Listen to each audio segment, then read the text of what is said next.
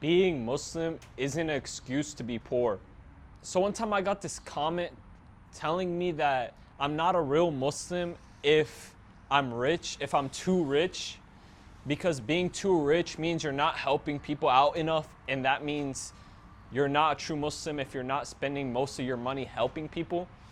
And I noticed also in myself, like, wanting to live frugally and like not spend too much, but there's a difference between being rich and living a low, like, non-materialistic lifestyle and just being poor and trying to justify that with Islam. And so there's two types of excuses people make. One is that like, as a Muslim you shouldn't even want to be rich in the first place. And the second excuse is like, as a Muslim, getting money in the halal way is too hard. So those are the two excuses I'm basically going to cover. And for the first one, that as a Muslim you shouldn't even be trying to get rich anyways, it reminds me of a story of my boss. When I was 17 years old, I got a summer job at Five Guys. If you guys don't know where it is, if you guys don't know what Five Guys is, it's a very famous restaurant. I don't know how you guys don't know what it is. Mecca has a Five Guys. When I was in Mecca, there was a Five Guys near me. I wanted to try it. It's just a burger restaurant. And my boss was Muslim. So he was telling me like, oh, the amount of money you make isn't in control. You're not supposed to desire it. Like, basically just, you have to have tawakkul, just leave it up to Allah, and like how he steers your life is how you get rich. And he's my Five Guys boss. He's like a 40, 50-year-old man. And I was thinking in my head, like, it doesn't have to be that. Like, you don't have to just leave it like, oh, up to luck. Like, oh, Allah didn't bless me with a grand opportunity. Like, you could be more than a Five Guys manager, you know? Is this claim really true that like, you shouldn't seek to be rich in Islam? If we look at the Deen and look at the Sahaba and the Prophet ﷺ, the Prophet ﷺ, he lived a very like frugal life. He didn't buy materialistic things. He didn't have a big house. He didn't chase the dunya. But that doesn't mean he didn't have money coming in. If he wanted to, he could have lived like a king. You know, the victories he had, especially towards the end of towards the end of his life, ﷺ, it was a lot of success. And he could have easily cashed in all the victories that he won. So he had access to a large amount of money. Most of us, we don't have access to that. We can't say we're choosing to live frugally. Like, we're living frugally forced. We're forced. It's not even a choice. It's by force. We don't, like, would we still live a non-materialistic, chill lifestyle if we had the access to the money that the Prophet ﷺ had access to? That's a real question, because you could say, oh, I'm not chasing materialistic stuff, but maybe that's because you can't chase it. Assalamu alaikum, my name is Bedir Like the Battle. This is another vlog of my week of trying to run an e-com business, completely halal, as a young Muslim entrepreneur. So I wanted to talk about the rich entrepreneurs amongst the Sahaba. Obviously the most famous one is Uthman ibn Affan, radiyallahu anhu. He was one of the richest Sahaba, and it wasn't because of inheritance or anything, as from what I know. I know he was a businessman, and he had a lot of money, and he was one of the greatest Sahaba. He's one of the Khulafa Rashidun, he's one of the Ashra Mubashar. He was promised Jannah. So it doesn't get better than that. He's at the top of the ranks amongst the greatest. He's probably a millionaire from today's standards, Allahu Alam, but he had that much money that you could like consider it. It might be a debate, maybe a billionaire, you know? There was plenty of charities where he came in and he funded the whole expedition, the whole charity, the whole project. It was all on him because he could afford it. And he never settled. Like, he didn't be like, oh, I have this much money, that's enough. No, with more money is more power and more opportunity to do good. So he kept making more and more. Another one that you guys might not know is Abu Bakr as-Siddiq, radiyallahu anhu. He was also a pretty successful entrepreneur. It doesn't stop there. There's so many successful millionaires by our standards, Sahaba. that were one of the greatest examples for us. Our greatest examples are rich people. And even though it's kind of off topic, but the richest man to ever exist, I'm pretty sure, is Mensa Musa, a Muslim. A Muslim holds the title of richest man to ever exist. So I mean, the second excuse people give, and this is the one I used to give myself, it's too hard to earn a halal income. Like, especially when I was a little teenager, I felt like you had to do something, like sell your soul in some sort of way.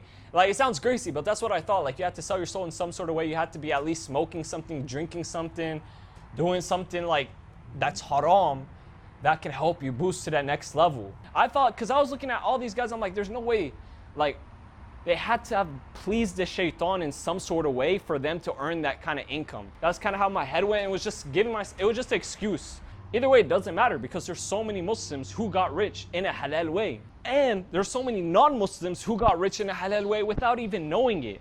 How many YouTubers is there that just don't put music in their videos just because it doesn't match their style, doesn't match their type of editing, and became rich off of it? They didn't need music, they didn't need girls in their videos, they just were themselves.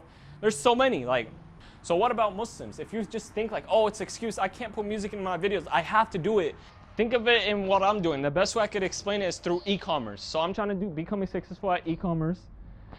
Well, there's so many people in e-commerce who ran successful halal products, selling something that actually benefits the world.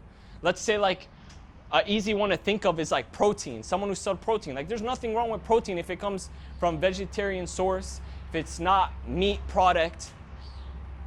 There's nothing wrong with it, and it benefits you. It's just scientifically proven to improve your body and be a benefit to you.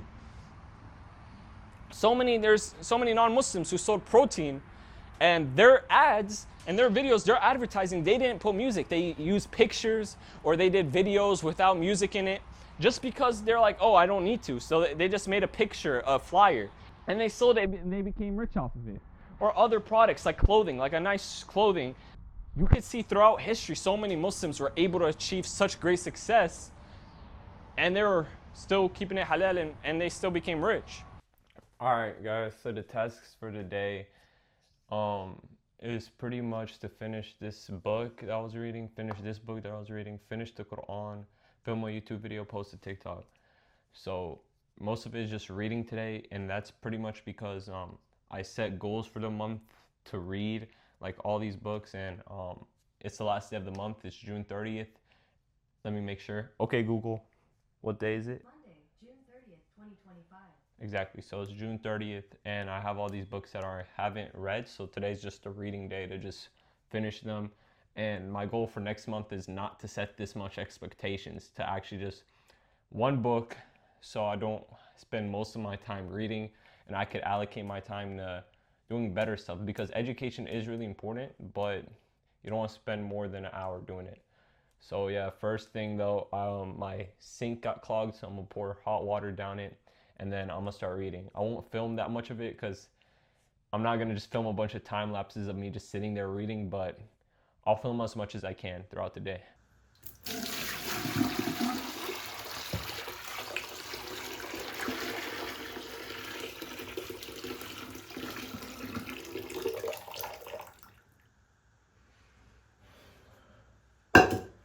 All right, now let's see if it actually goes like through or if it just floats. Looks like my sink won't flush, so we're gonna have to try again later today and see if pouring bleach down it will work.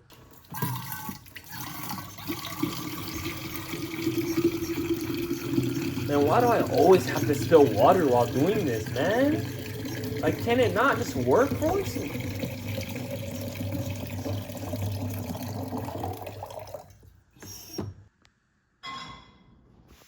All right, quick message. Literally just writing this to myself. I was trying to read, but people don't respect your time. Learn how to say no. My cousin, he wanted me to help him with his test, and I said yes. That's an hour in the day that I just lost. An hour, a whole hour, bro. You might say, oh, your tasks aren't that important, but if you don't value your own time, then someone's just gonna take it. Either that's gonna be a boss or a family member. Someone's gonna take advantage of you, bro. even just that alone, more side quests are popping up throughout the day that are also taking my time. So learn how to take control of your time by saying no. So here's my weekly update on how my business is going. So I want to make it like each video, I kind of tell you what happened in the progress. I actually ideally just show you guys, but this time there wasn't that much footage because I didn't really do anything today. So pretty much last video I was doing my tech pack, and I sent that tech pack to the manufacturer, sent them the money, and they sent me back a picture of their finished sample. It took them like 6 days, maybe a full week, and there was a big mistake in it. Like I said, like 16 inches length, and bro, like the camera's a little high up, but imagine the shirt just is like this tall. Like how, like I measured, this is not 16 inches. How did they get a crop top out of my tech pack? And then I told them, like, you guys got to remake it. They're like, no, we followed the sample perfectly. So I think they might make me pay. They might make me pay again for another sample. Which I don't know if I have to pay the full price for another sample when theirs looked completely different from the tech pack. And they were saying like, oh, they followed the measurement. I asked them for proof, like put it on a mannequin to measure it out. But they're pretty much saying like, yeah, we'll do that later. We'll do that later. So I don't know, I might have to get a new manufacturer, but like you can't get the money back that you wasted with that manufacturer. That's $100 for the sample plus the shipping. And that's $100 I'll never get back if I don't go with the sample with the manufacturer. I don't know, bro, because if you go with a different manufacturer, guaranteed the full sample price. So at least if I stay with them, maybe I could like get a discount. I already ordered the first sample. Is the second one really going to be full price? But yeah, that's what happened with that tech pack that I was making last week. That's pretty much the update on it. As for the TikToks you saw last week, I thought I went viral, but I didn't. If you don't know what I'm talking about, go see the last video. I posted a video. The likes are crazy on it. At the beginning, I just posted it. And as soon as I posted it, it had like 5 likes, 10 views. Like, what? Half the views were likes. I was like, this video is guaranteed viral. And just go see what happened. At the end of the day, I went and I reviewed it. And so I've been grinding ever since then. And I haven't gotten one video to actually pop off completely. We've had a couple #1 video views. I've hit like 1,000, I think maybe 2,000 on IG. On IG, I hit like 11K views on a video. And this is all without sample. I'm like, my videos are sort of off topic. It's like a religious clothing brand, Islamic clothing brand. The videos are Islam related. And so the videos are getting like good amount of views, I guess. But I teased the clothing I'm making, and those videos performed the best out of my channel. Not really that much great, but they got like 1,000 views, which is more than the rest of the videos. But 1,000 views with a bad picture of my sample is like a mock-up picture. That's really good. Like that's really good. That's a really good sign for when I actually get the sample. If just a picture of a mock-up, like a poorly made mock-up, is getting 1,000 views, how much would the actual sample get? And from those videos of just posting my mock-ups, I've gotten 2 random people to sign up to my SMS list, which I'm really happy about that. That's 2 people in my SMS list. But right now, what I'm gonna have to do is create a new tech pack, and every now and then post like a video or a slideshow related to my clothing brand, and see how it goes. Just tease it a little bit as I go on, but posting daily, just at least something a day. And once I get my sample, I'm gonna go all in, posting like maybe like 3 times a day of my sample. See how it goes. But it's gonna be a while till I get my sample, man. And I seen some guy, he made a video saying how clothing brand is like unprofitable. He was like making 30K a month, but like because you have to buy more inventory each drop and invest more in it, he was like saying the only way to grow as a clothing brand is to not be profitable and just go all in on each drop, which is a good lesson for me to like take profits. My first drop, I'm gonna for sure not take any profits, but I'm just gonna try to make a promise to myself to start taking at least some profits every drop after that, because it needs to be profitable for me. If it's not providing for you, you're not going to be able to keep doing it full time and really scale it. The only way you could scale it if you're fully focused on it. So it providing for you is actually a bigger plus than you putting all the money back in, because if you were going broke, then the company's gonna die, and then you're not gonna be able to scale it. So the best way to scale it is to take some money and pay yourself out at least a little bit. So that's what I'm gonna try to do when the job comes, which, like, how long is that gonna take, man? If I'm already a month in and the samples haven't even like been shipped out to me, they're still in the works, you know? And as for the goals I said in the beginning of the video, I did all of them. But the reading, just like last week, the reading, I realized like one book I saw like 80 pages left to it, and I was like, I'm not gonna be able to finish all that today. So it wasn't even that important to finish by June. The other book, I will try to finish it today. I still haven't finished it. I read like most of it. There's only like 10% left of the book. But the other book, I'll just read it into July. It's not that serious. And yeah, I'll let you guys know on the update in the next video where we're at then. Hopefully I have like samples finished and samples on the way that I'm actually proud of, and I actually know that they don't have mistakes.